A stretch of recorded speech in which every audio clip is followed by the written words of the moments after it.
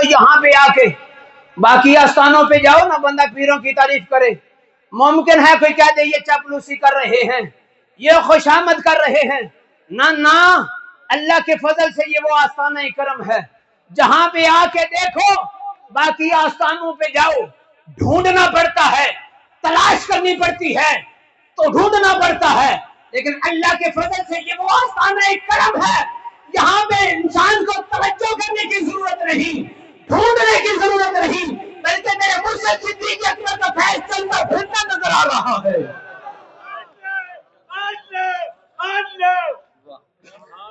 اس آستانے پہ آ کے میں خوشامد نہیں کر رہا، یہ وہ دل کی باتیں ہیں جو بابانگ دوہل کر رہا ہوں۔ آؤ ہم کہتے ہیں آستانے علیہ شریف پہ آؤ، یہاں صدیق اکبر کی فیض دیکھنے کے لیے نہیں، تمہیں کوشش نہیں کرنی پڑے گی، محنت نہیں کرنی پڑے گی، بلکہ ایک بار اس دروازے سے اندر آ جاؤ، اس در پہ آ جاؤ، یہ کوئی عام فیض نہیں۔ اللہ اکبر، آمین آمین، اللہ اکبر، آمین۔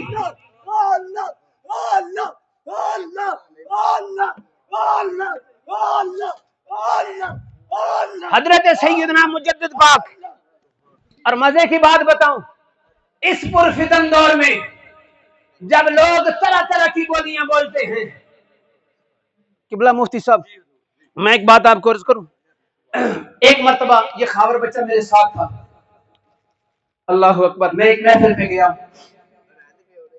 میں غیبت نہیں کرنے لگا ہوں، یہ سائیوں کا کرم سنانے لگا ہوں، میں کالا امامہ شریف باندھ کے جاتا ہوں، جیسے ہی میں انٹر ہوا تو جو علامہ صاحب تھے بیان کرنے والے، انہوں نے سمجھا یہ کوئی شاید دوسری پارٹی رافضی سوچ والا اس طرح کا بندہ آ گیا ہے۔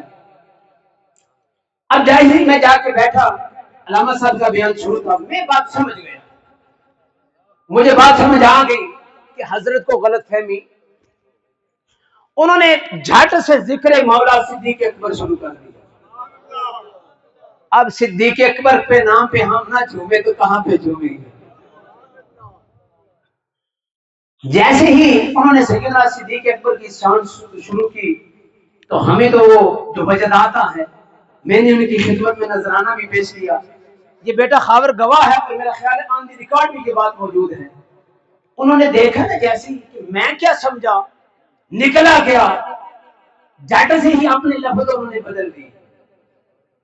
یار سیدنا صدیق اکبر پاک کا ذکر ہو، اور یہ بھی بات یاد رکھنا، ہم صدیق اکبر کے ماننے والے، ہم رسول اللہ کی اہل بیت کے منکر نہیں، اللہ کی قسم اٹھا کے کہتا ہوں ان کا ذکر ہماری جان ہے، ہم تو ان کے صدقے سے دعائیں کرتے ہیں، ہم ہی نہیں ہمارے بڑوں نے ہمیں یہ بخش دیا ہے۔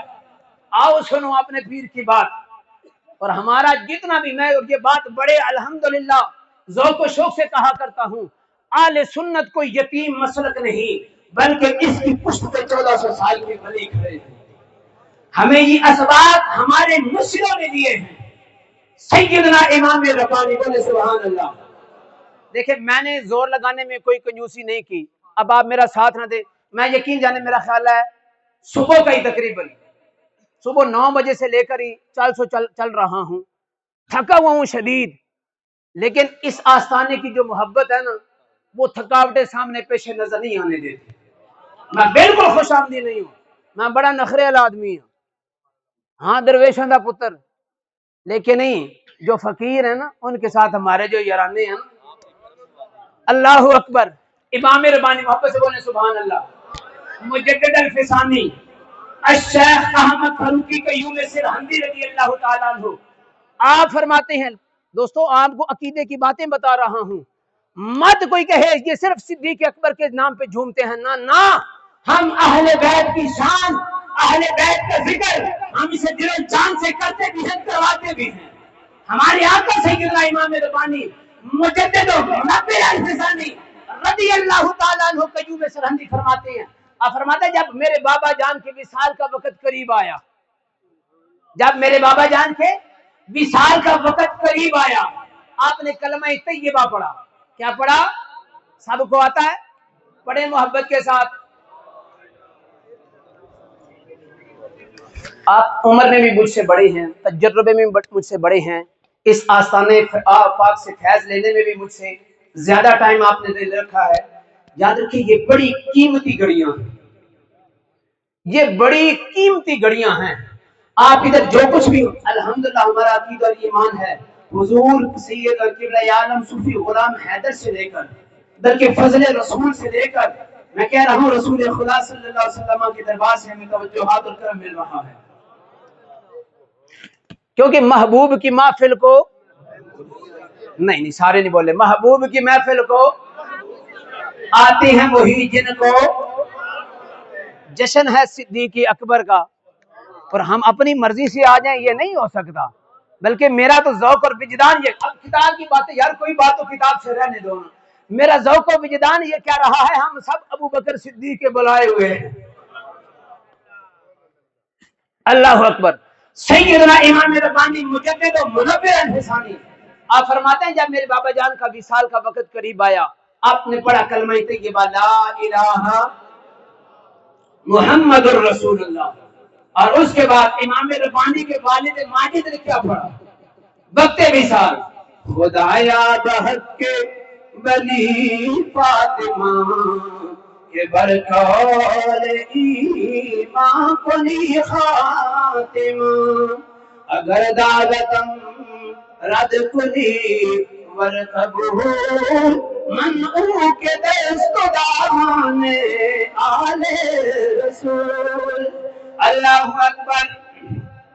लोगों, आज के इस पुरफितन दौर में जिस वक्त आप और मैं इस दरबारे आलिया, इस दरबारे मुक़द्दसा में आए बैठे हैं, कोई ये ख्याल मत करे हम अहले बैत को नहीं मानने वाले, हम अहले बैत की शानों का इनकार नहीं करने वाले, बल्कि आओ ना मौला अली शेर खुदा रज़ियल्लाहु ताला अन्हु की बारगाह में चलते हैं। आका सैयदना अली मुर्तजा मौला अली मुश्किल कुशा रज़ियल्लाहु ताला अन्हु, जिनके बारे में मेरे आका ने फरमाया, अंत अखी फिद दुनिया वल आखिरा अन्नज़रु इला वजहि अली इबादा। और लोगों, अली का चेहरा देखना भी इबादत, अली का जिक्र करना भी इबादत, अली का जिक्र करना भी इबादत। बल्कि मेरे आका ने फरमाया, जो बंदा ये चाहे जनाबे आदम और आदम पाक का इल्मी कमाल देखना चाहे, जो बंदा जनाबे यूसुफ आपका हुस्न जमाल देखना चाहे, जो बंदा जनाबे मूसा और मूसा पाक के कमालात को देखना चाहे, जो बंदा जनाबे ईसा पाक आपका ज़हद देखना चाहे, जो बंदा तेरे पाक लजपाल नबी आपकी अखलाक़े हसना को देखना चाहे, मेरे आका ने फरमाया वो मेरे पीर अली इब्ने अबी तालिब को देख ले। सुभान अल्लाह। नारे तकबीर, नारे रिसालत, नारे तहकीक, नारे हैदरी। अब आप इस वक्त आज की शुरू पर मजदार हुई माहौल पाक में तशरीफ फरमा हुए आलिम बामल वाइज खुशी नहान मनादर इस्लाम हजरत अल्लामा मौलाना गुलाम मुस्तफा नूरी साहिब साहिबान की सरजमीन से तशरीफ लाए हुए हमारे मुअज़्ज़िज़ मेहमान, समीम में कल्ब से आपका खैर मकदम है। मालिक हमेशा आपको सलाम। जो ठीक हो। मौला अली रज़ियल्लाहु ताला अन्हु आप खुद रिवायत फरमा रहे हैं, मेरे आका अलैहिस्सलातु वस्सलाम ने फरमाया, मौला अली फरमाते हैं, मेरे आका हुजूर ने मुझे अकेले में बुलाया। अब क्या अली पाक की शान के क्या कहने, अली पाक तेरे नाम को हमारा सलाम, तेरी औलाद को हमारा सलाम, तेरी निस्बत को हमारा सलाम।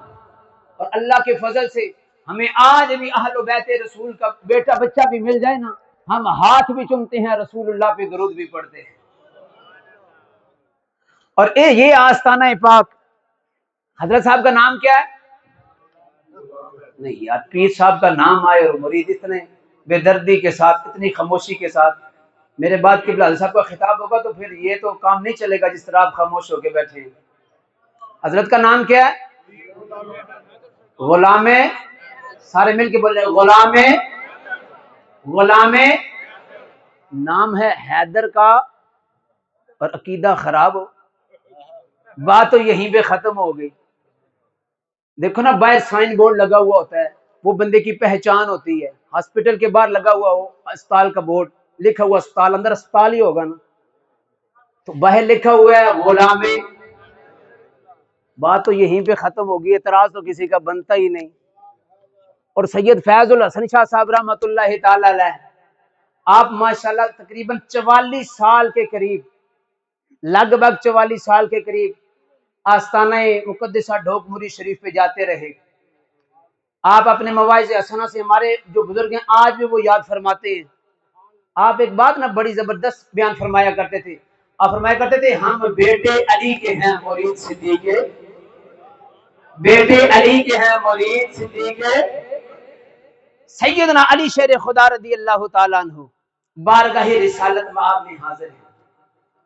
میرے آقا علیہ الصلوۃ والسلام نے فرمایا علی میں نے 3 بار سوال کیا، میں نے 3 بار اللہ رب ذوالجلال کی بارگاہ میں عرض کی مولا اجازت ہو تو علی کو مصلی پہ لاؤں، مولا اجازت ہو تو علی کو مصلی پہ لاؤں۔